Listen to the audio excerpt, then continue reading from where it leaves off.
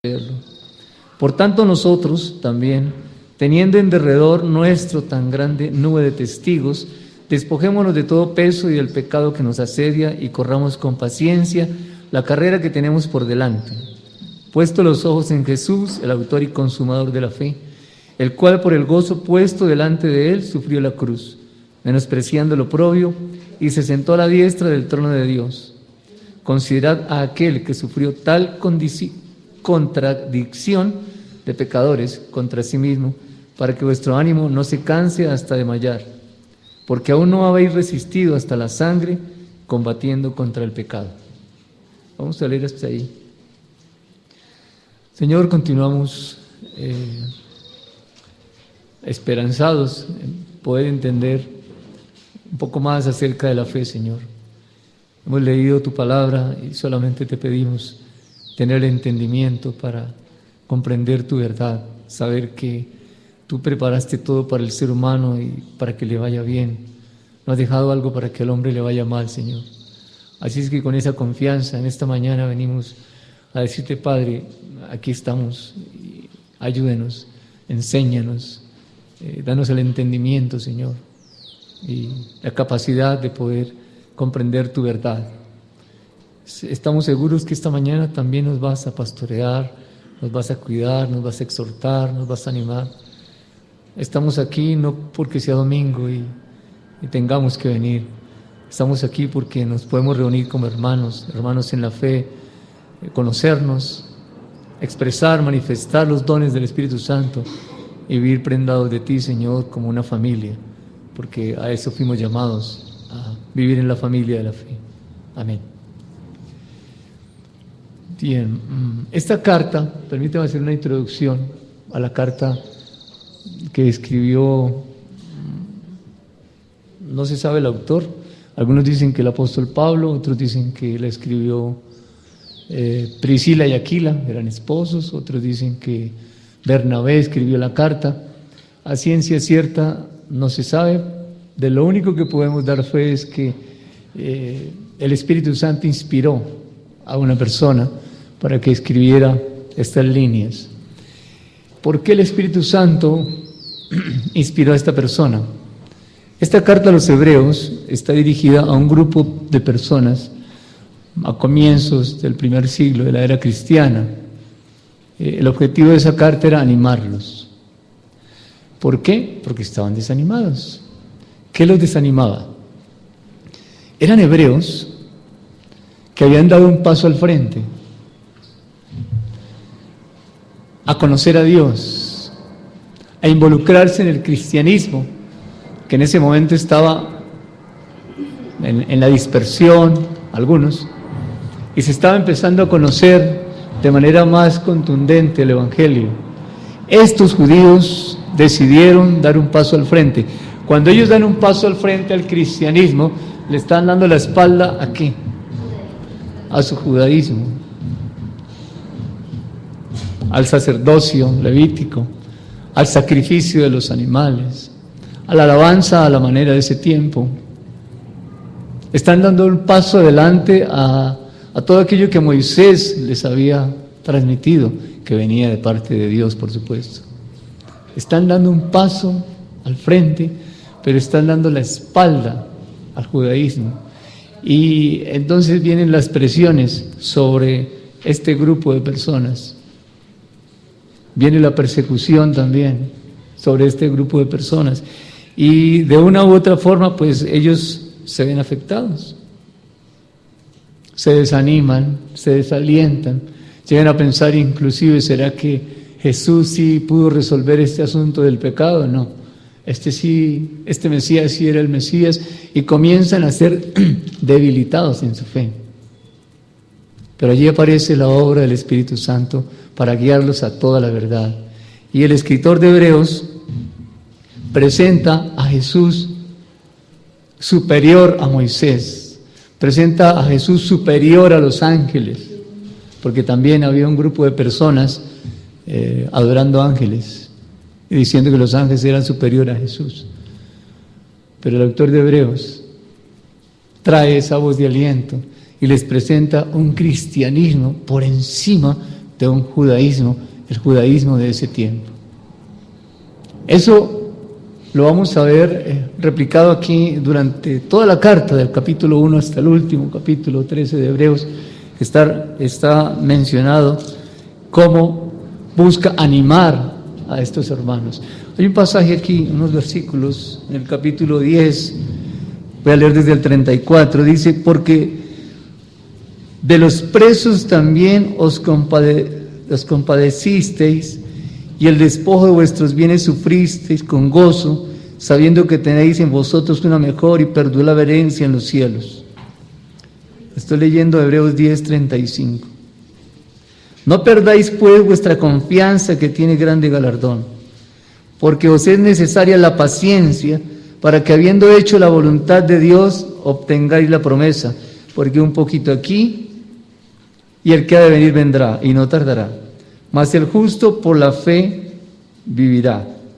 Y si retrocediere, no agradará a mi alma. Versículo 39.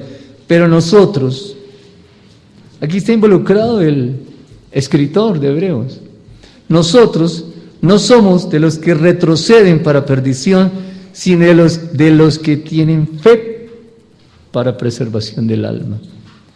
Está escribiendo, se está involucrando. Este grupo de hebreos no se sabía dónde estaba.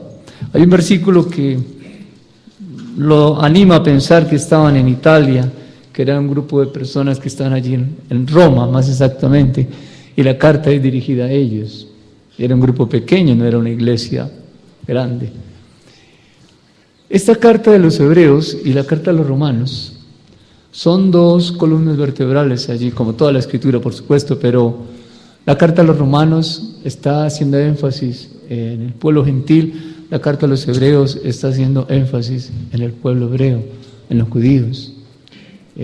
Se toman esas dos cartas, se leen esas dos cartas y tenemos un panorama bastante amplio del Nuevo Testamento. Bien. En el capítulo 11, el autor de Hebreos habla acerca de la fe. ¿Por qué el Espíritu Santo habla acerca de la fe? Porque en el capítulo 12 dice: por tanto nosotros también, teniendo en derredor nuestro tan grande nube de testigos. ¿Cuáles testigos? Los del capítulo 11. Y un estudio del capítulo 11 muestra a hombres y mujeres de fe que nunca vieron lo que se les prometió, pero que lo creyeron y vivieron en eso. Es más, no murieron de muerte natural. Muchos murieron, unos apedreados, otros aserrados, otros despellejados, otros quemados. Fueron muertes trágicas. Y el Espíritu Santo, para animarlos, les dice: miren su entorno natural. ¿Cuál es el entorno natural de un creyente? La Escritura dice que cuando Dios creó al hombre, dijo: hagamos al hombre a nuestra imagen, a la imagen de Dios. Luego el entorno natural de un creyente es Dios, es espiritual. Dijo: miren su entorno natural, hombres y mujeres de fe. Y comienza en el capítulo 11 del libro de Hebreos con Abel, versículo 4. Por la fe Abel ofreció a Dios más excelente sacrificio que Caín, por lo cual alcanzó testimonio de que era justo, dando Dios testimonio de sus ofrendas, y muerto aún habla por ella. En el versículo 5 está Enoc, en el versículo 7 está Noé, en el versículo 8 está Abraham. Usted sigue leyendo y va a encontrar a Jacob, en el 22 a José, después a Moisés, en el 32 está Gedeón, Barak, Sansón, Jefté, David, etc.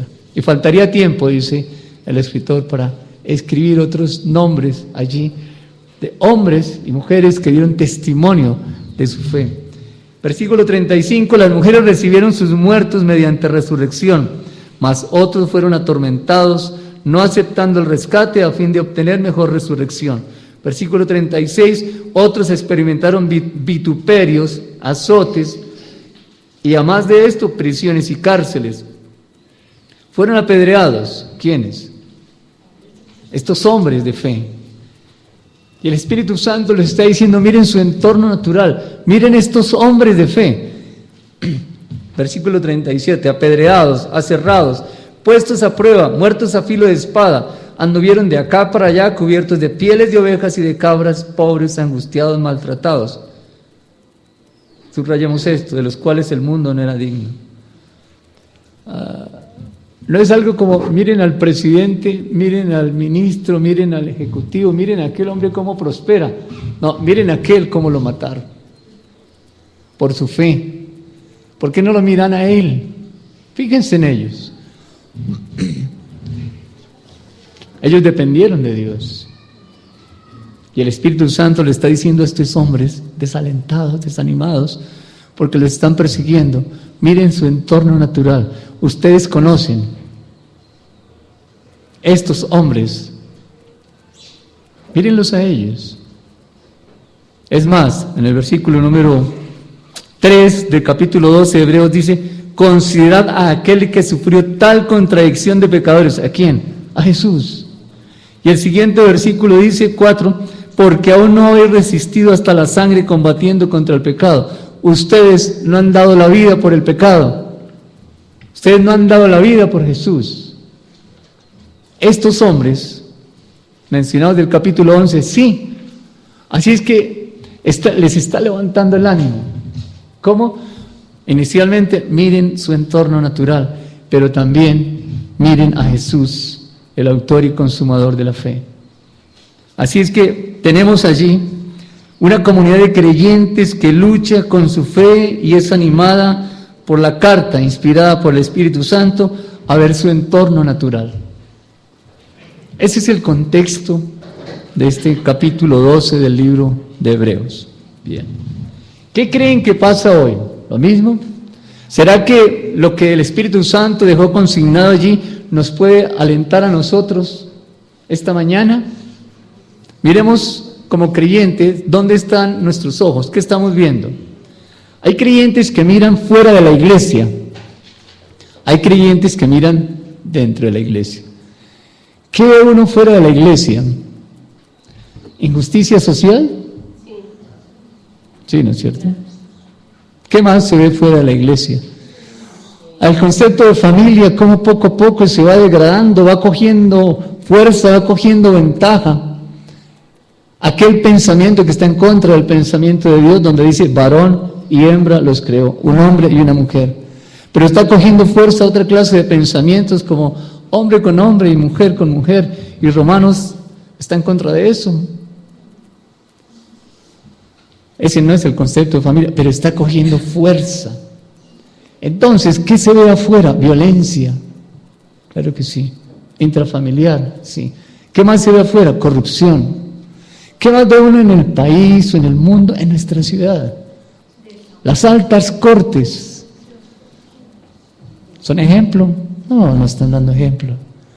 Así es que, ¿dónde tenemos puesta la mirada? ¿Cuál es el entorno que estamos mirando? ¿Por qué nos desanimamos al ver ese entorno? ¿Puede el hombre darnos algo?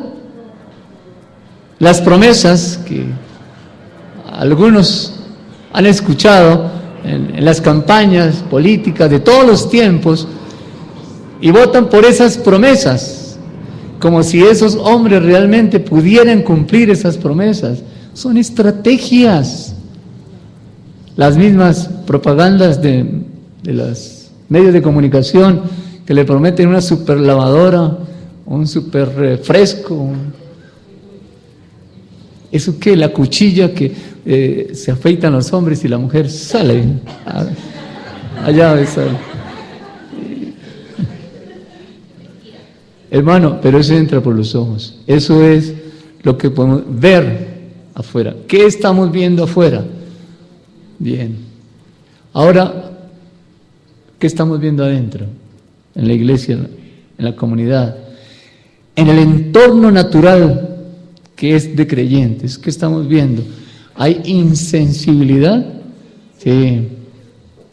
Hay una falta de compromiso con el cristianismo. Ya lo hemos visto aquí, pero hay solo conocimiento o mucho conocimiento. El mucho conocimiento envanece, eso produce tibieza.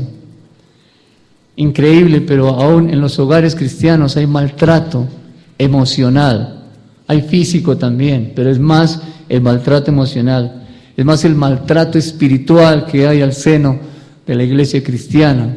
Los padres con los hijos, la pareja, son maltratados, han sido maltratados espiritualmente, están heridos y así están en las iglesias cristianas, heridos.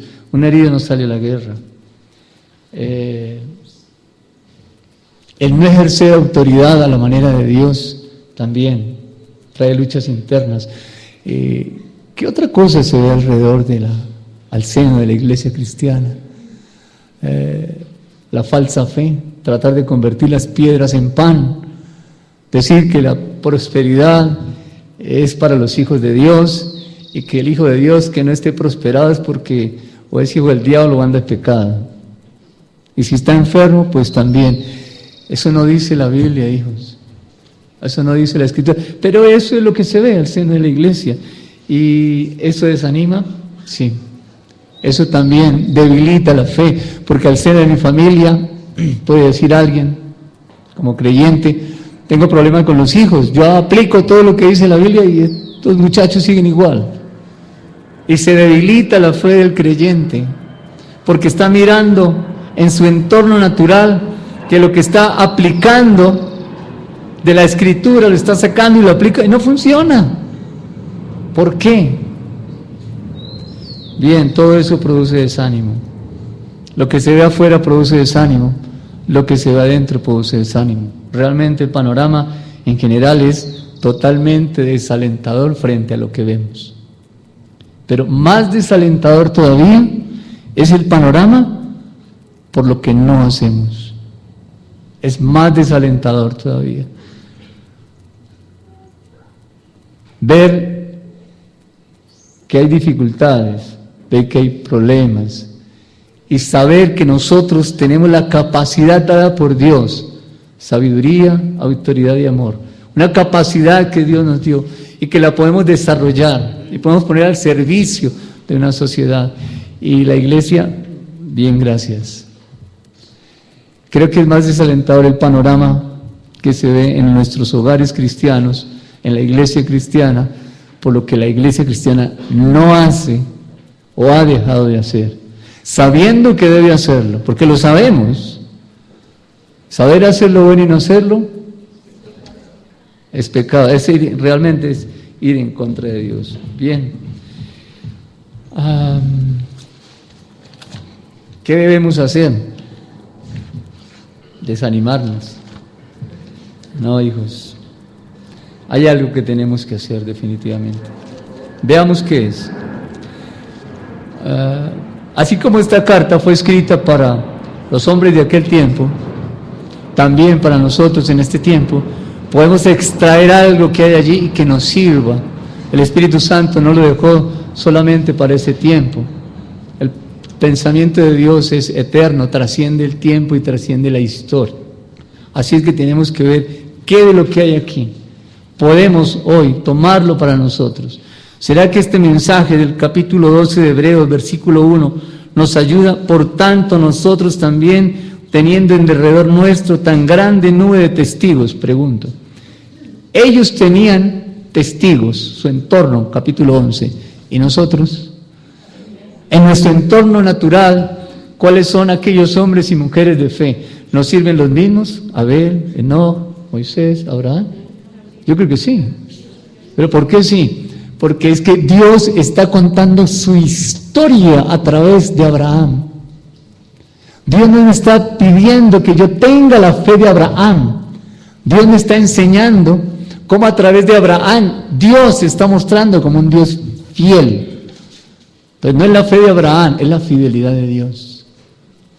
No es el sacrificio de Abel el que nos lleva a mirar la fe de Abel. No es el sacrificio, es que el sacrificio de Abel, la ofrenda que él presentó, estaba soportada, sostenida sobre un fundamento. ¿Cuál era? Lo que Dios había dicho.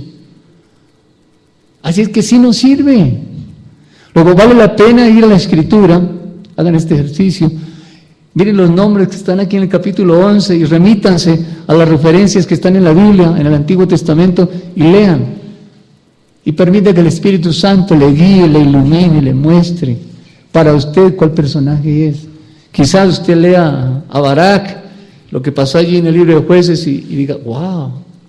O quizás a Débora, o por qué no Ruth, o ¿cómo se llamaban las nueras de Noemí, ¿no es cierto? ¿Y por qué no leer el libro de Esther? ¿Será que nos alienta lo que hizo allí Esther?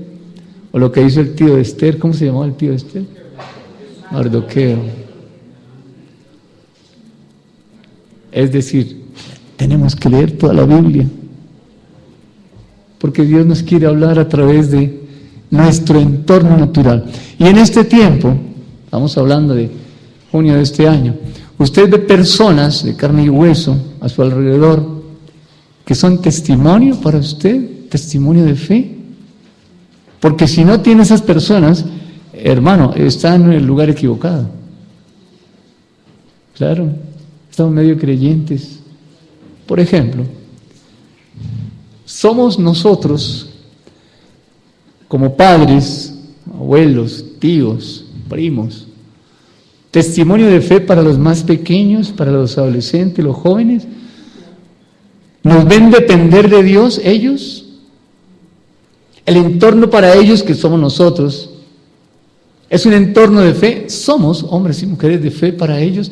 ¿Nos ven orar y depender de Dios? ¿O al contrario? Mi papá y mi mamá siempre están buscando afuera, nunca buscan dentro, nunca buscan en la palabra. Yo no los veo que dependan de Dios. Siempre están tras el préstamo, siempre están el consejo de aquel, el consejo del otro y del otro, pero yo no los veo dependiendo de Dios. Nosotros somos el entorno natural de fe para nuestros hijos. Dios nos dio un huerto. Cuando Dios llevó a Adán al huerto, lo llevó y le enseñó, lo preparó, lo capacitó, lo formó para que saliera a señorear en todo el mundo. Nuestro hogar es ese huerto, para que nuestros hijos vean que allí hay una pequeña comunidad de fe y que cuando salgan a la sociedad no los absorba. La sociedad se les puede comer vivos, hermano. El mundo está bajo el maligno y tiene estrategias, estratagemas. Y quiere dañar desde el niño, el pequeñito, después el joven, el adulto y el anciano. Lo que no se come la oruga, ¿quién se lo come? El saltón, y lo que no el revoltón, y lo que no la langosta. Es el mismo animal. Es el mismo, las 4 fases que tiene.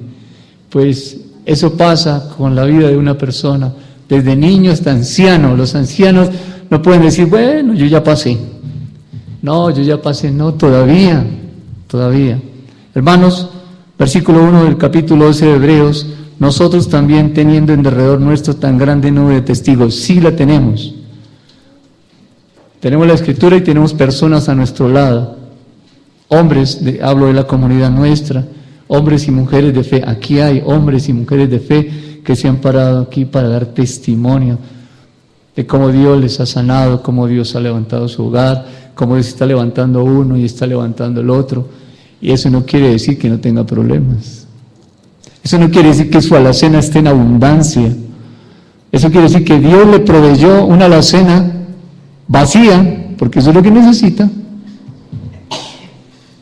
Eso no se puede predicar en toda parte, ¿no? Pero es así. Muchos necesitan la nevera vacía. ¿Para qué? Yo no sé, quizás formación de carácter, dependencia de Dios. Lo único que sé es que aunque la nevera está vacía, no se va a morir de hambre. Se muere de otra cosa menos de hambre.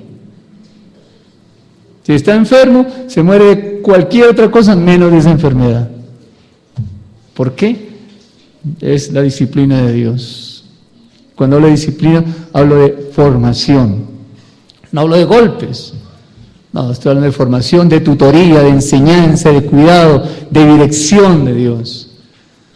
Bien, tenemos eso. Continuamos con el versículo 1. Despojémonos entonces de todo peso y del pecado que nos asedia y corramos con paciencia la carrera que tenemos por delante.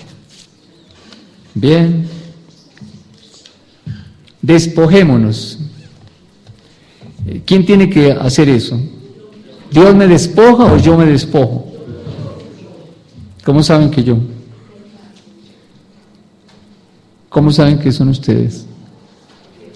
¿Cómo sabe que no es Dios el que lo va a despojar, que es usted el que se tiene que despojar? ¿Cómo?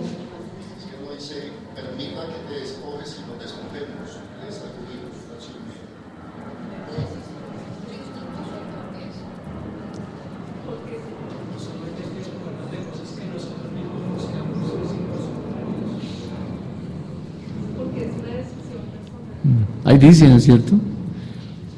Ahí dice, despojémonos. No dice, yo los despojo. Esa es una acción mía, es directa, soy yo el que tengo que hacerlo. Usted lo está haciendo. Yo tengo aquí la definición de diccionario de despojar. Escuchen, dice, renunciar voluntariamente a algo que resulta agradable. ¿No? ¿Qué es lo que a usted le resulta agradable? El partido. No me voy a meter con el partido de fútbol, no me voy a meter con eso. Eso dejémoslo ahí, pues. Pero algunos nos tienen las prioridades claras, hermanos. Saben para dónde van, pero aquí dice, despojémonos de aquello que nos resulta agradable y que es del mundo. No es de Dios. ¿Qué es de Dios? El deleite, ¿en qué? En Él, en su bendita palabra. Estar en Él es un deleite.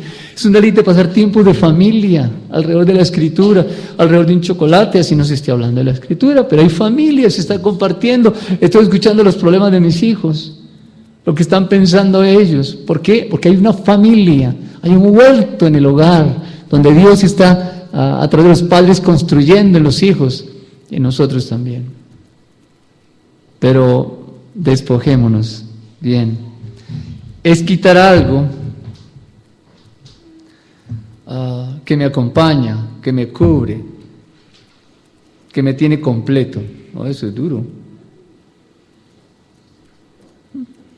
También dice, es desposeerse voluntariamente o privarse uno de algo que lo posee. No estoy hablando de endemoniados porque el creyente no está endemoniado nunca.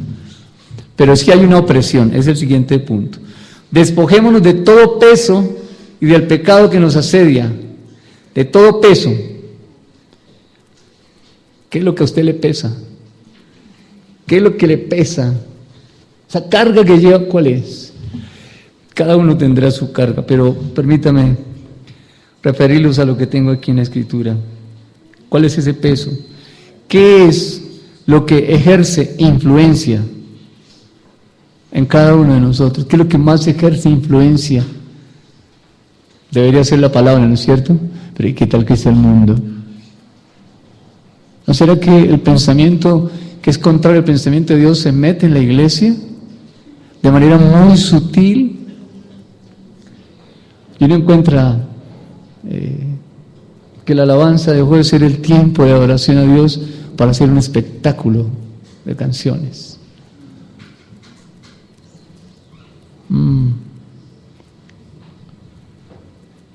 ¿Cuál es el peso en el creyente? Que le pesa, que no puede. Bien. ¿Sabe por qué hay tanto peso? Cualquiera que sea. Todavía está ahí, claro. Eso no lo va a olvidar. Eso que con el tiempo se olvida, eso es mentira, eso no es cierto. Ahí está. El asunto es que cuando ese pensamiento del pasado viene, ¿le hace daño? Si no le hace daño, está sano. Pero si todavía le da escozor, le molesta y algo, hermano, falta algo. Así es que ese peso que traemos de sentirnos culpables porque de niños nos dijeron, o de jóvenes nos dijeron, los padres o en la otra comunidad, o donde quiera que hayamos recibido la información de que usted no sirve para nada. Un hermano una vez me dijo, mi papá dijo que yo solamente serviría para ser cajera del tía. Hoy es una profesional, pero duró golpeada mucho tiempo con eso. ¿Cuál es el peso que cada uno de ustedes tiene, si es que lo lleva, ¿no? ¿Qué peso lleva? ¿Qué le impide moverse con libertad? El peso impide, el peso hace que la persona se agache lo lleve así. Quiere decir, ¿dónde está la visión? En el piso. Si un creyente no sabe para dónde va es porque tiene un peso que le tiene la visión en el piso. ¿Hacia dónde va? Por eso el siguiente pasaje, el siguiente versículo, dice, ahí donde estamos en el versículo número 1 todavía. Despojémonos de todo peso y del pecado que nos asedia y corramos la carrera con paciencia. Después dice, puesto los ojos en Jesús. Lo vamos a ver ahorita. Bien, despojémonos del peso y del pecado que nos asedia. Esa palabra asediar, yo la tengo aquí como molestar o importunar sin descanso. Segundo, cerrar un lugar para impedir que salgan los que están en él o que reciban socorro de afuera. Eso se llama sitiar, ¿no? O hay otro nombre. A Cuba la tienen, ¿cómo se llama? Sitiada, no, sino... ¿Cómo? ¿Ah? No, cuando le hacen un bloqueo económico. Tiene un nombre. Bueno, no le permite que algo entre para ayudar o que algo salga de allá. Son dos. Esa es una. Y la otra es molestar, importunar sin descanso. Bien. Hablemos de la primera. Vamos a hablar de el pecado que nos asedia. Importunar sin descanso, tentaciones. ¿Quién no tiene una tentación? Todos. Todos pasamos por tentaciones todos los días, hombres y mujeres. Personas espirituales, creyentes, que conocen mucho la Escritura, también por allí pasan, hombres y mujeres. ¿Qué hacemos con esa tentación? ¿Qué hizo el Señor Jesús con la tentación en el desierto?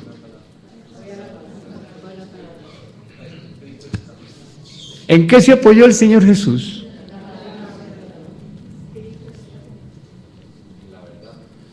En la verdad. ¿De quién? ¿Y qué muestra la verdad de Dios? Su carácter. Su carácter. Hermano, no es apoyarse en un versículo de la Biblia, eso no le sirve para nada.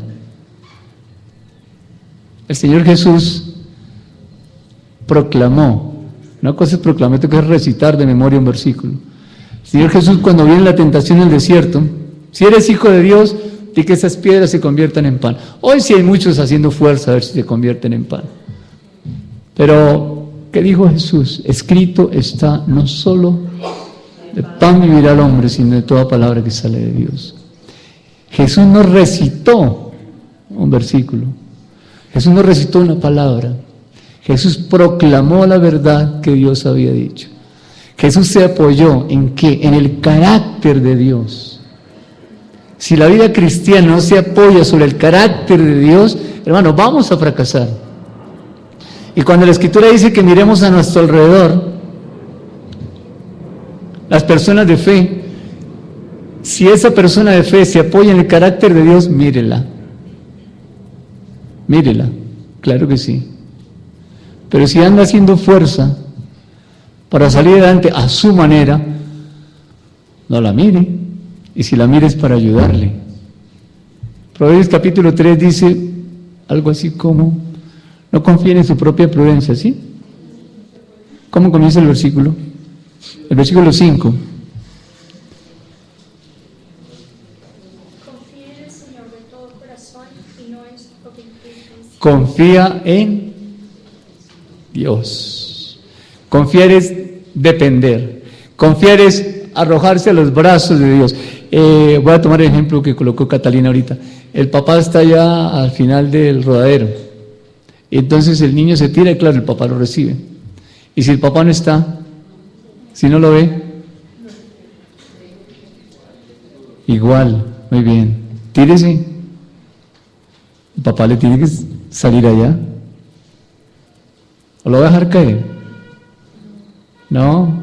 Si papá dijo tírese y yo no lo veo, yo me tiro porque papá dijo. El Señor Jesús le dijo a Pedro, ven. Pedro dijo, si eres tú, di que yo vaya. Pedro, ven.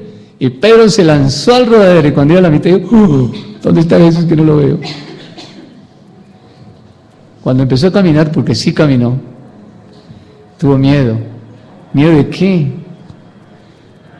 De la misma corriente que lo estaba golpeando cuando estaba en la barca, claro, pero es que los pies estaban sobre la barca, sobre algo sólido. Y ahorita los pies, ¿dónde están? En el agua. ¿Dónde estaba Jesús? En el agua. Allí es donde la iglesia debe estar, parada en el carácter de Dios. No es lo que nos diga uno, lo que nos diga otro, es lo que Dios diga. Su carácter necesitamos conocer, entender, vivir en el carácter de Dios, en la naturaleza, en la esencia de Dios. No es recitar versículos de memoria, hermanos. Créanme, delante de Dios le digo, no si les sirve de nada, hermano. Me cubro con la sangre de Cristo, ¿eso a qué le sirve? Si no entiende lo que está diciendo, no le sirve, hermano. No le sirve. Y si lo entiende, lo dice de otra forma. Además de no está en la Biblia. Bien. Despojémonos de todo peso y del pecado que nos asedia. 1, tentaciones. 2. Segundo punto es el sitiar, ¿no es cierto? Bien. ¿De qué se trata? El enemigo siempre buscará, primero la tentación y segundo, insensibilizarnos. ¿De qué manera una persona puede llegar a ser insensible? Cuando realiza una actividad frecuentemente y le genera un daño. Gracias, le sale un callo, muy bien. Algunos tienen la conciencia cauterizada. ¿De qué otra forma puede ser una persona insensible? ¿Por qué? Veamos, nuestro país es especialista en eso, en la insensibilidad. Hay un libro que se llama Indignados, terminé de leer hace poco, y el autor es Chomsky. Él menciona allí cómo apareció en Europa, partiendo de Estados Unidos, un grupo de personas indignadas. Entonces se hicieron en un lugar allá muy visible y estaban protestando de manera pacífica porque los bancos les estaban quitando las casas, pero los impuestos de esas personas estaban sosteniendo los bancos. El gobierno americano había sostenido y recapitalizado, refinanciado a los bancos porque cayeron en deudas. ¿Y de dónde salía la plata? Del bolsillo de los ciudadanos americanos. Y no era posible que ahora esos bancos les estuvieran quitando sus inmuebles. Bien, aparecen los indignados allá y aparecen en toda Europa y aquí en América también empezaron a aparecer los indignados. Bien, pues aquí en Colombia también hay indignación. ¿Cuánto dura la indignación aquí? Depende del asesinato, depende del que se haya muerto. Sí, claro.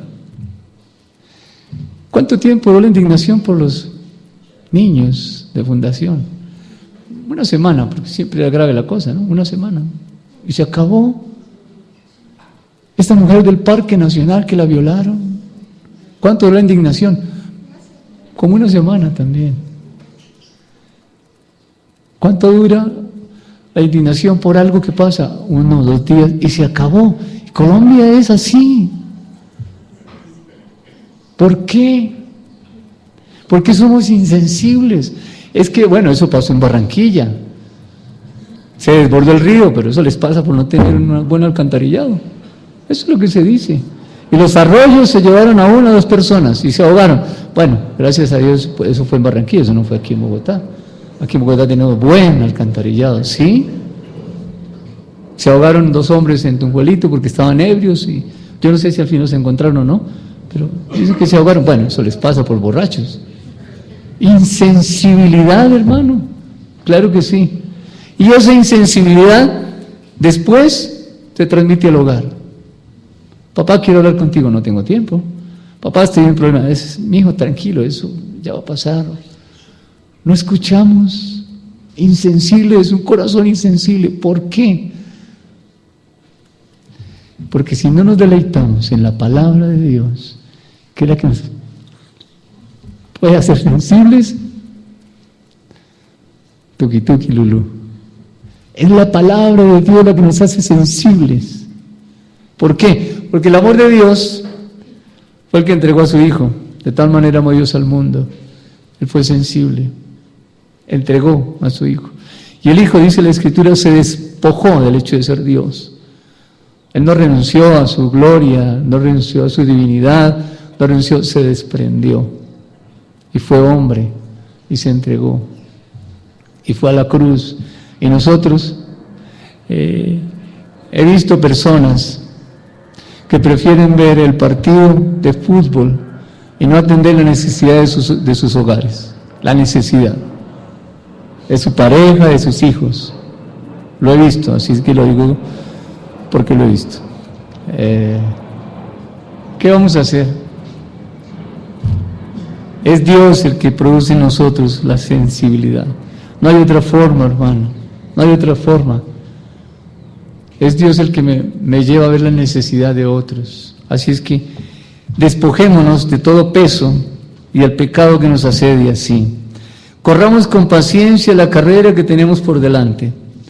Correr con paciencia. Ay Dios, esa que es que nos faltan muchos, ¿no? La paciencia.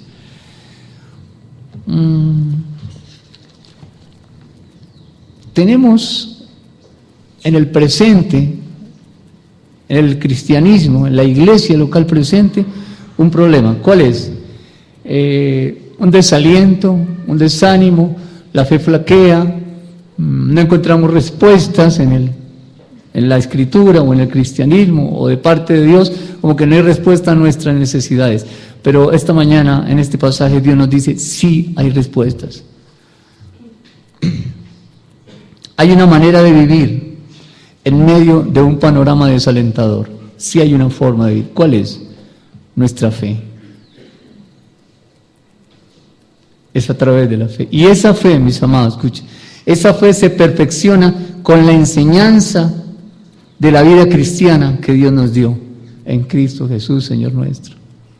Esa fe, que es la única forma de vivir en un mundo con un panorama desalentador, por lo que vemos y por lo que no hacemos nosotros.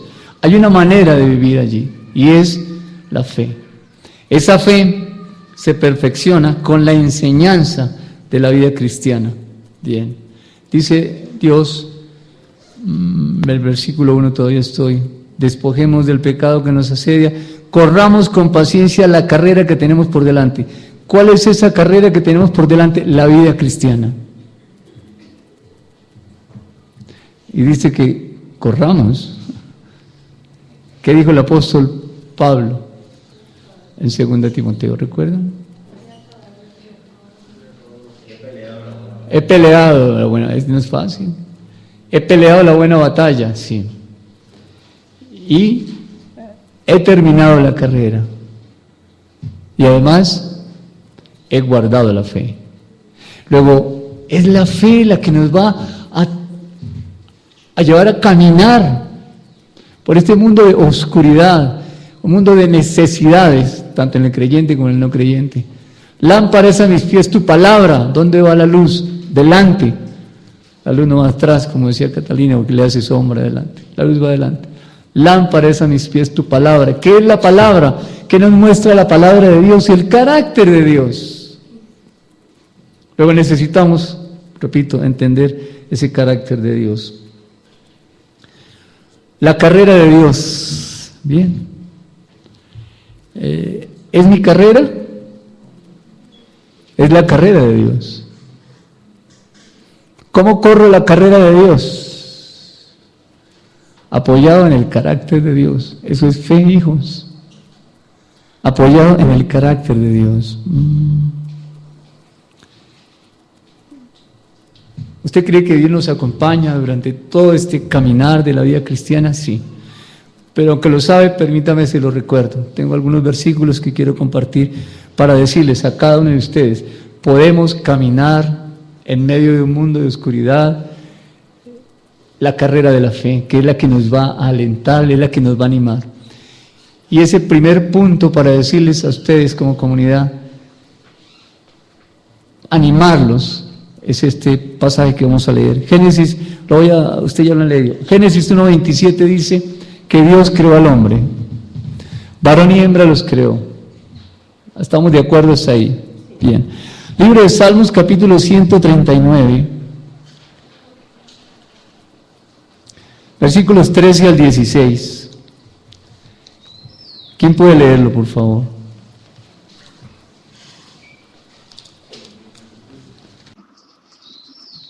Tú formaste mis entrañas, tú me tejiste en el vientre de mi madre. Comienza otra vez, hermano, por favor. De 13, ¿verdad? Sí, hermano, de 13 al 16. Porque tú formaste mis entrañas, tú me tejiste en el vientre de mi madre. Te alabo porque formidades prodigiosas son tus obras. Prodigios soy yo mismo, y mi alma lo sabe muy bien. No fueron encubiertos de ti mis huesos, aun cuando en oculto fui formado, y entretejido en lo más profundo de la tierra. Mi embrión lo veía en tus ojos. Mis días estaban previstos, escritos todos en tu libro, sin faltar. ¿Alguien puede leer el 16 en otra versión? ¿Solo el 16? Triste con su cuerpo aún no había venido en 4 días, cuando tú ya habías definido cuánto te cumplido. Otra versión para el 16. Mi embrión vieron tus ojos, y en tu libro estaban escritas todas aquellas cosas que fueron luego formadas, sin faltar una de ellas. Bien. Tenemos a un Dios que dice la Escritura desde el 13, tú formaste mis entrañas, me hiciste en el vientre de mi madre. El 16 dice, mi embrión vieron tus ojos. Nuestro primer encuentro con Dios, ¿dónde fue? El embrión. ¿Qué es un embrión? ¿Ya es feto o no? ¿De qué edad? ¿Qué tiempo? De 0 a 3 meses. Allí hay vida, ¿no? Cuando el esperma tocó el óvulo, ya hay vida. Allí Dios lo estaba viendo. Piensa por un momento, en ese instante en que el esperma toca el óvulo, hay vida y usted está ahí. ¿Quién lo está viendo? ¿Quién la está viendo? Dios. Miremos ahora al capítulo 71 del libro de Salmos también.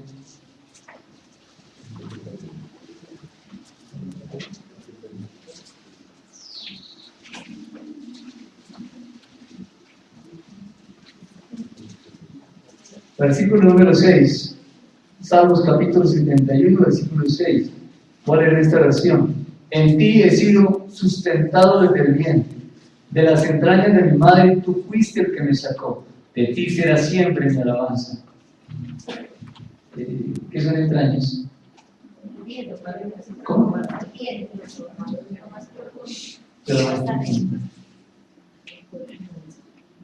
¿Quién lo estaba esperando usted cuando nació?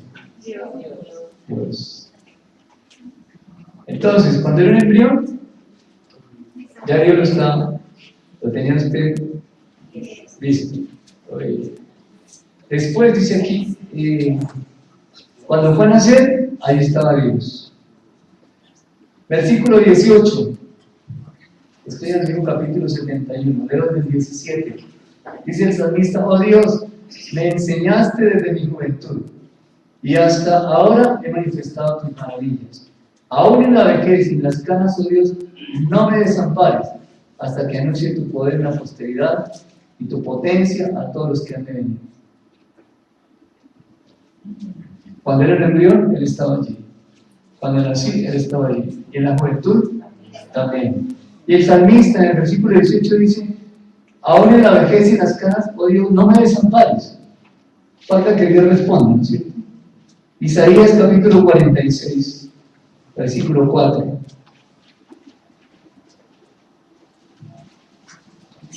Isaías capítulo 46, versículo 4. Leo en esta versión Reina Valera. Dice, hasta la vejez yo mismo, dice Dios, hasta la vejez yo mismo y hasta las canas os soportaré yo. Yo hice, yo llevaré, yo soportaré y guardaré.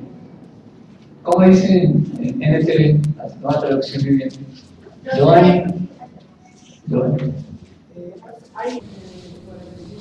seré su Dios durante toda su vida, hasta que tengan canas por la edad. Yo los hice y cuidaré de ustedes. Yo los sostendré y los salvaré. Cuando era un embrión, Dios lo estaba viendo. Cuando nació, ahí estaba Dios. En la juventud, ahí está Dios. Y en las canas, en la vejez, ¿Podemos correr la carrera que Dios nos puso por delante? Sí, porque Él nos va a acompañar toda la vida. Toda la vida. No le dé miedo correr la carrera cristiana, la vida cristiana, vivir la vida cristiana. Orar, no le dé pereza orar, hermano. Si no hay oración, no hay cristianismo que se sostenga en su vida personal. No puede sostenerse. Esto no se sostiene simplemente, o se sostiene con un castillo de naipes. Construye tu casa sobre la roca, no sobre la arena. No, pues aquí apague la luz y vámonos. Después de Dios me dice, corre la vida cristiana, camina la carrera, corre la carrera. Y me dice que me va a sostener todo el tiempo, Señor. ¿Qué más espero? Volvamos a Hebreos capítulo número 12, donde nos encontramos. Despojémonos de todo peso y del pecado que nos asedia y corramos con paciencia la carrera que tenemos por delante. Les decía, quisiera yo una manera de vivir esa carrera. Nuestra fe, hijos, escuchen, nuestra fe se perfecciona con la enseñanza de la vida cristiana. La vida cristiana nos enseña a vivir en fe, a depender de Dios. Esa vida cristiana nos la dio Dios a través de Cristo. Por eso la siguiente parte dice, puesto los ojos en Jesús. Tenemos una carrera por delante. Algunos ya la estamos corriendo y otros, alguien me dijo, pastor, la iglesia va paso a paso, va a su ritmo, pero es que para algunos el ritmo que llevan no es el ritmo de Dios, es el ritmo que la sociedad les ha impuesto a la iglesia. A muchos creyentes les ha puesto el ritmo de cómo tienen que caminar. No es el ritmo de Dios. El ritmo de Dios no acosa. El ritmo de Dios tiene paciencia, pero en el ritmo de Dios se ven frutos. Claro que sí, se ven frutos. Bien, nuestra fe, repito, se perfecciona con la enseñanza de la vida cristiana que Dios nos dio en Cristo Jesús. Puestos los ojos en Jesús, autor y consumador de la fe. Bien, es Jesús, el origen de la fe y el que perfecciona nuestra fe a través de la vida cristiana. ¿Cómo hace Dios para perfeccionar esa fe? La semana pasada lo vimos. Dios le dijo a los discípulos, no se afanen por qué van a comer, qué van a beber, qué van a vestir. Miren las aves. ¿Sí dice así? Y después dice, miren los lirios. Me está mostrando algo visible a mis ojos. Él no necesitaría decirme, mire allí y mire allí qué es lo que yo he hecho. Apóyese en eso. No necesitaría, es suficiente, debería ser para mí que Él me diga, yo respondo por ti. Eso sería suficiente. Francisco, yo voy a sostenerte en lo que comes, en lo que bebes y cómo te vistes. Yo te sostengo. No tendría que decirme más, pero Él me ayuda en la fe. ¿Cómo? Mira los lirios del campo. Ellos no se visten, yo los visto. Y si eso es hierba, ¿será que no valen ustedes mucho más? Y mirad las aves de los cielos, ellas no siembran, ni ciegan, ni recogen en graneros. ¿Quién los alimenta? Yo. Me está mostrando ejemplos visibles, hermano. Luego podemos ver ejemplos visibles en hombres y mujeres de fe a nuestro entorno. Miremos el entorno natural de un creyente que es Dios mismo. Miremos nuestro entorno espiritual y alimentémonos de las verdades de Dios. Y sí podemos entonces, de esa manera, correr la carrera de la fe. A Pedro, ¿qué le dijo? Camina sobre las aguas, Pedro. Y Pedro caminó. Y Pedro se iba a hundir y Dios lo sacó. Y en ambos casos, Mateo 6 y Mateo 14, Dios dice, hombres de poca fe. No dice que no tengan fe. A Pedro le dijo, ¿por qué dudaste, hombre? ¿Por qué dudaste, hombre de poca fe? Y en Mateo 6 también dice, no duden hombres de poca fe. ¿Por qué dudan? Poca fe no quiere decir que haya más fe, mucha fe, crecer en la fe. La fe es una y ya no la dio. Él no va a dar una gotica más, me hizo falta una gotica más allí. No, no le hizo falta. ¿Qué quiere decir poca fe? Que no ha madurado todavía. Y Dios me lleva a madurar en la fe. Cuando vengan las pruebas, porque han de venir, si no están pruebas, le van a venir. Y los que están en pruebas, ¿qué está haciendo Dios? Madurándonos en la fe, hijos.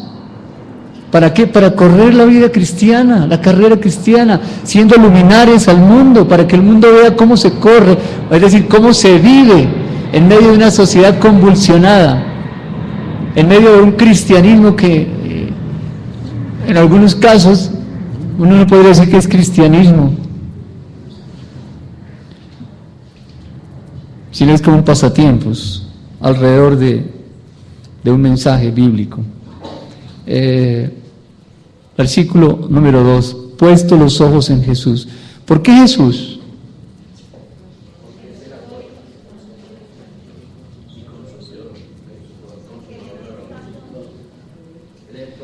Nos está dejando un modelo, ¿no es cierto?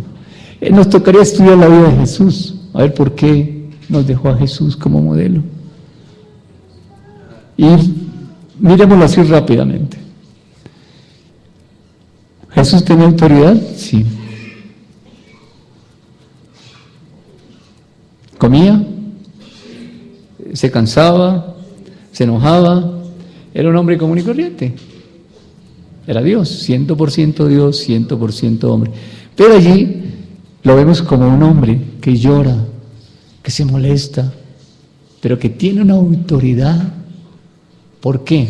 Dos cosas. Una, dependencia del Padre. Nada hago por mí mismo, sino lo que debo hacer a mi Padre. Segundo, comunión íntima con Él. Si no hay comunión, pues Él no puede hacer nada a la manera de Dios. Eso ya está desde Génesis 1, 27 y 28. Génesis 1, 27 nos creó a su imagen, ¿para qué? Para relacionarnos. Y Génesis 1, 28, Dios dice, fructificad, multiplicad, señorear. Todos los verbos tienen que ver con hacer. No podemos hacer si antes no somos. Primero es el ser y después es el hacer. Así es que tenemos en Jesús un modelo perfecto. Comunión y dependencia del Padre. ¿Será muy difícil tener comunión con el Padre? No. Necesitamos doblegarnos. Pero es que eso del mundo a veces es bueno.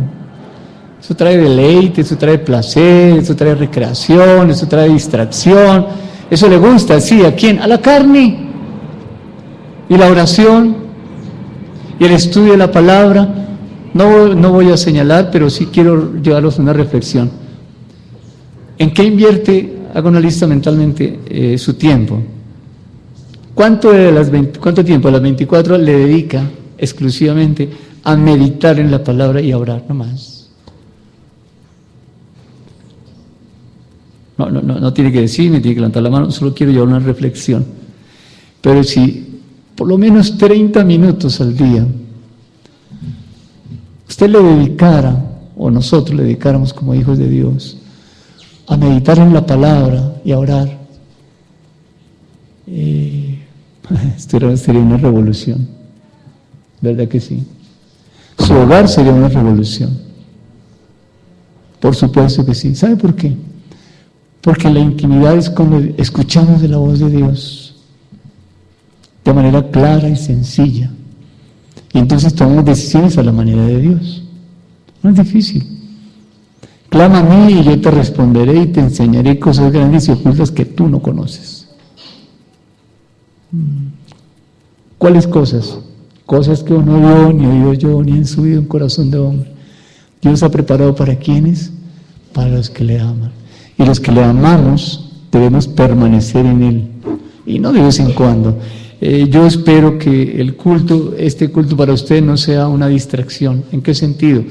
En el sentido de, no oramos entre semana porque como vamos al culto los domingos, tenemos suficiente. No, hermano.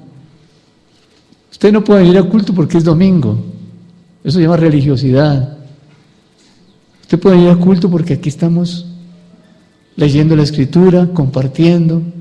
Se manifiestan los dones del Espíritu Santo, podemos orar por los hermanos. Y si un día está cansado, agotado, pues se queda en la casa. ¿Cuál es el problema? Lo que pasa es que se acostumbran, ¿no?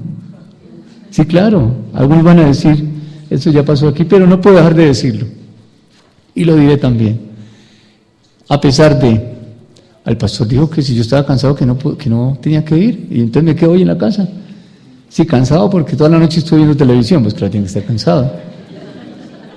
Se jugó 2 partidos de fútbol esa tarde, pues claro, tiene que estar cansado. Y la señora que toda la semana trabaja, ella no está cansada, ella viene. Y él, bien, gracias, en las cobijas porque, no sé, se fue a correr y se cayó y se raspó la rodilla, pobrecito, y se quedó en cama. ¿Sabe que cuando un hombre se enferma, esto puede ser broma, pero suena a realidad? Un hombre se enferma, entonces llama a todo el mundo para decirle que está enfermo. ¿No les pasa eso en la casa? Está enfermo, dice que no. Es más, si puede hace testamento, ¿no? Está a punto de morirse. Y la señora está enferma en la casa, ¿y qué pasa? Ella sigue, ¿no es cierto? Sigue trabajando. Sí.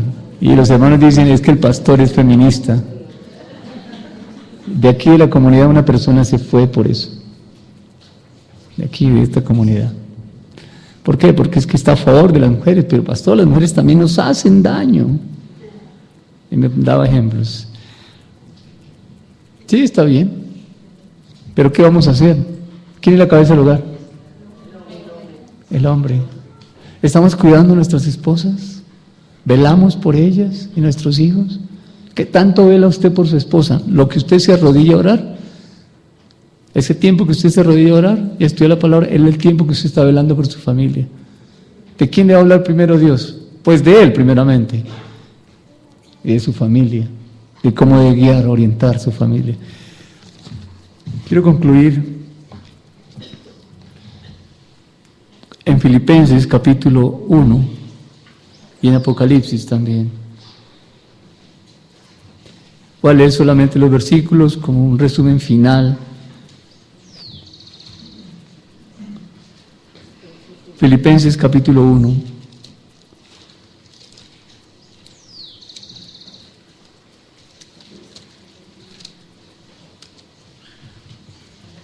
Versículo 6.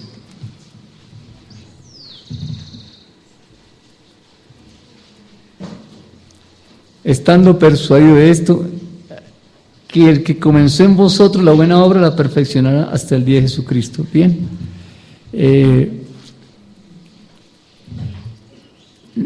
La fe no es que Dios lo haga todo.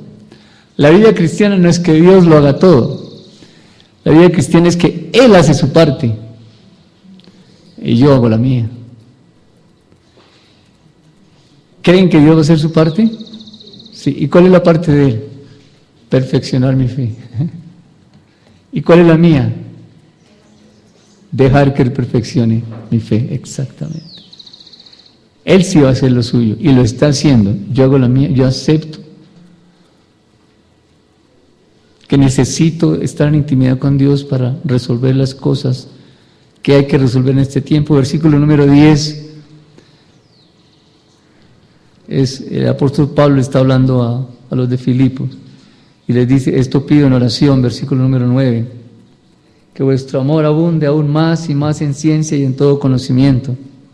Versículo 10, para que aprobéis lo mejor, a fin de que seáis sinceros y irreprensibles para el día de Cristo, para que aprobéis lo mejor. ¿Cómo vamos a aprobar? ¿Cómo vamos a decidir? Porque Dios sí hace su parte. ¿Y cuál es la mía? Esa. Nosotros debemos hacer la parte nuestra, llevar una vida intachable hasta que Cristo venga. Esa es la parte nuestra, una vida intachable, de dependencia y comunión con Dios hasta que Cristo venga. Que pecamos, sí, claro. Todo creyente peca, pero no es un pecador. ¿Por qué? Porque no practica el pecado. No es pecador, peca sí. Pero tenemos la oportunidad de confesar el pecado, pedir perdón y continuar adelante, corrigiendo aquello que hicimos mal, que hicimos en contra de Dios, pero sí podemos. Y no podemos practicar el pecado porque la simiente de Dios está en nosotros. Es imposible que un creyente practique el pecado. Ah, pero yo he visto a unos que lo practican, entonces no es creyente. Y lo hace y vuelve, lo hace y vuelve. No es creyente, hermano. Así de sencillo. No es creyente. Le gusta el Evangelio, pero no más. Versículo 11. Leo desde el 10. Para que aprobéis lo mejor a fin de ser sinceros y irreprensibles para el día de Cristo, llenos de frutos de justicia que son por medio de Jesucristo para gloria y alabanza nuestra. Las acciones justas de los justos se muestran por la fe. La fe en la que Dios nos está perfeccionando en la vida cristiana produce acciones justas, porque Él nos ha hecho justos. Apocalipsis capítulo 19,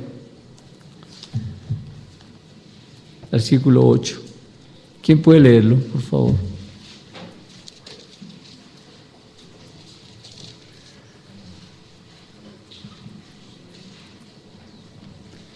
Leo desde el 7. ¿Alguien puede leer del 7? 7 y 8. De Apocalipsis, capítulo 19. Gocémonos y démosle gloria, porque han llegado las bodas del Cordero, y su esposa se ha preparado. Y a ella se le ha concedido que se vista de lino fino, limpio y resplandeciente, porque el lino fino es las acciones justas de los santos. Gocémonos y alegremos, y démosle gloria. Porque han llegado las bodas del Cordero y su esposa se ha preparado. Se ha preparado. ¿Cómo? Vida cristiana, fe. Dios la ha preparado. El Señor dijo, cuando venga, hallará fe. Esa es la novia, la que se va. Eso dice aquí. Y su esposa se ha preparado. Y a ella se le ha concedido que se vista de lino fino. ¿Por qué? Por las acciones justas. Esas acciones justas, según lo que leímos ahorita, ¿de dónde vienen?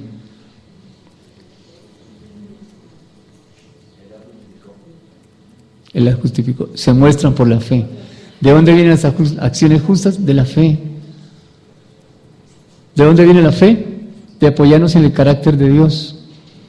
¿De dónde viene que yo me apoye en el carácter de Dios? Del conocimiento que adquiero de Él. ¿De dónde viene ese conocimiento que puedo tener de Él? De una vida de oración.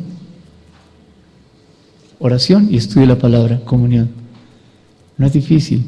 Oración y comunión me lleva a conocerlo a Él, a tener una relación íntima con Él, a conocer su carácter. Si conozco su carácter, me apoyo en Él, eso es fe.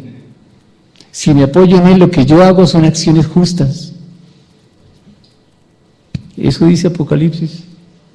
Ese es como el resumen. Así es que, ¿cuál es la reflexión esta mañana? Quiero invitarlos en esta mañana a reflexionar a través de la Escritura. Así como aquellos hombres del libro de Hebreos estaban pasando un momento difícil y querían volver atrás en el cristianismo y regresar al judaísmo, y el Espíritu Santo les envía esta carta para decirles, ánimo. Miren a Jesús, no miren a nadie más, miren a Jesús. Jesús es superior al sacrificio ordenado en Levítico, Jesús es superior a la ley, superior a los ángeles, a Moisés, a Josué. Jesús es superior, es supremo, la supremacía de Jesús. Hoy también, ante lo que vemos en nuestra sociedad y dentro de la iglesia cristiana, puesto los ojos en Jesús. Tenemos que mirar a Jesús y terminaremos entonces sí haciendo obras a la manera de Dios, comprometiéndonos, porque es que en la iglesia cristiana no hay mucho compromiso. Y si tengo que hablar de esta comunidad, tengo que decir, estamos comenzando a adquirir un compromiso. Eso es, para mí es motivo de gozo. Estamos comenzando. Así que sigamos caminando en eso que estamos haciendo. Pero de oración. Usted no puede decir, yo quiero hacer esto porque me sentí redarguido, entonces tengo que hacer algo. Eso es religiosidad, hermano. Usted hace algo porque sale de la intimidad con Dios, de la comunión con Dios. De allí resulta que es lo que tiene que hacer a la manera de Dios. Así es que Pregunto, no para que me contesten. ¿Usted cree que hay que hacer cambios? ¿Usted tiene que hacer cambios en su vida de oración? ¿Tiene que hacer cambios en la perspectiva que tiene acerca de la familia? ¿Acerca de la sensibilidad frente a la problemática social de un mundo que no conoce a Dios? Pero también frente a la problemática religiosa, digámoslo así, o que hay en la iglesia cristiana. ¿Qué vamos a hacer? ¿Qué dones le ha dado Dios a usted? ¿Cuáles son los dones del Espíritu Santo que tiene? Eso ya lo hemos visto aquí. ¿Cuáles son esos dones para poner al servicio de la comunidad? ¿Cuáles son? Porque nosotros podemos pasar toda la vida cristiana haciendo lo que a nosotros nos gusta, lo que nos parece, pero eso es lo que le gusta a Dios. ¿En qué está invirtiendo su tiempo? ¿En lo que a usted le gusta, le apasiona, o en algo que Dios le dijo que tenía que hacer? Yo puedo estar haciendo lo que me gusta sin que eso se le agrade a Dios. Yo puedo estar haciendo lo que a Dios le agrada, pero estoy esperando mi resultado, no el de Dios. Proverbios dice, confiar en Dios, ¿cómo dice? ¿Cómo lo leíste? Proverbios 3:5. ¿Cómo comienza? Confiar en Dios. Y no te apoyes en tu propia prudencia. Teme al Señor y Él enderezará tus veredas. Hermano, las veredas, si Él dice que enderezará es porque están torcidas. ¿Por qué están torcidas? Porque estoy apoyado en mi propia prudencia. Porque estoy haciendo lo que a mí me gusta. O estoy haciendo lo que a Dios le agrada, pero yo estoy esperando un resultado, como veíamos ahorita en la alabanza. La palmadita atrás, el reconocimiento de uno, el reconocimiento del otro, que digan, oiga, sí, lo hizo muy bien, estoy esperando algo. Pues sí, estoy haciendo lo que Dios quiere que haga, pero ¿para su gloria o para la mía? Si es para la mía, vamos mal. Y lo otro que puedo estar haciendo es lo siguiente: yo puedo estar en el lugar donde Dios quiere que esté, claro, pero haciendo mi voluntad, no la voluntad de Dios. ¿Por qué? Por falta de intimidad con Dios. Son muchas preguntas todavía, ¿no es cierto? Pero Dios no nos deja sin respuesta, así es que preguntémonos, ¿tengo que hacer cambios en mi vida de oración?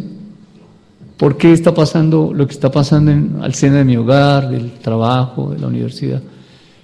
Porque tengo que hacer cambios. Dios me está diciendo, Dios no me está poniendo el pie encima. Dios me está advirtiendo. Esta mañana nos está anunciando, advirtiendo. Si hay que hacer cambios, mírenme a mí. Puesto los ojos en Jesús, miremos a Jesús, apoyado en el carácter de Dios. Bien. ¿Alguien quiere enriquecer la enseñanza con algo? ¿Sí? El Señor Jesús me manda a andar como Él anduvo.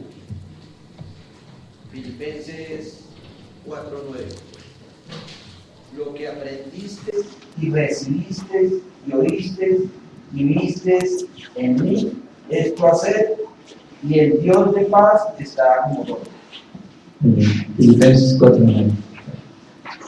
¿Alguien más?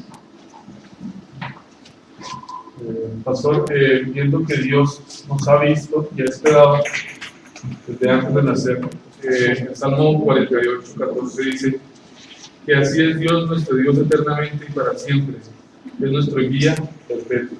Hay otra versión que dice que nos guiará aún más allá de la muerte. Gracias. Toda la vida ha estado con nosotros y estará. Pero si podemos caminar, ¿sabe usted? ¿Más quiere enriquecer la enseñanza? Sí. Oremos.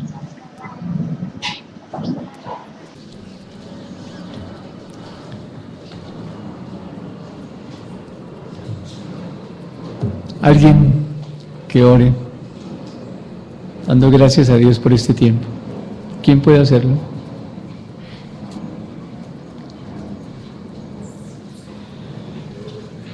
Sí.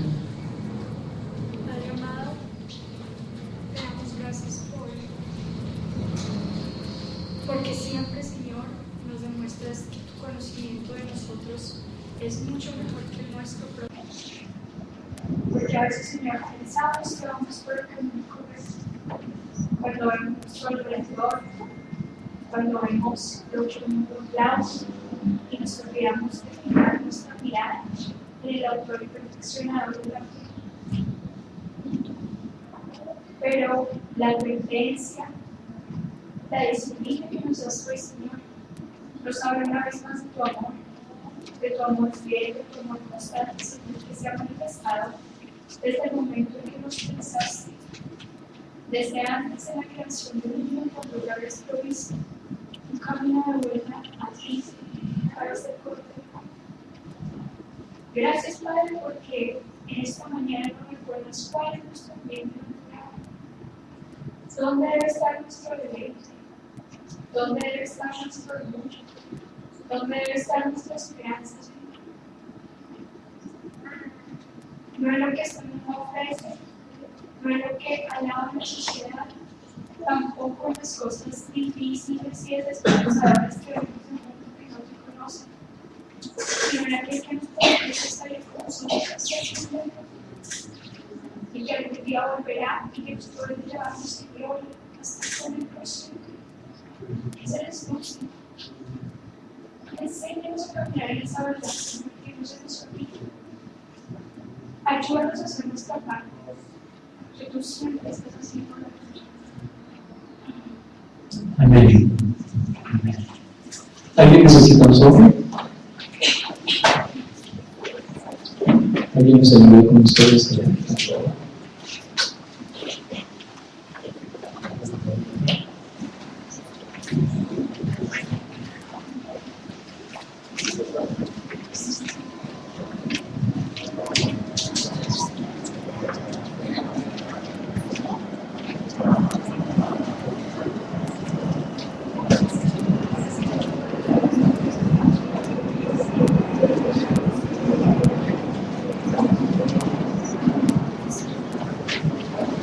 Los hermanos que van a estar en el bautizo, hoy pueden hablar con el hermano Giovanni. El hermano Giovanni está allá. Hoy hablas con Giovanni, está allá. Y se ponen de acuerdo en la fecha, en el estudio, organizan con él ya para el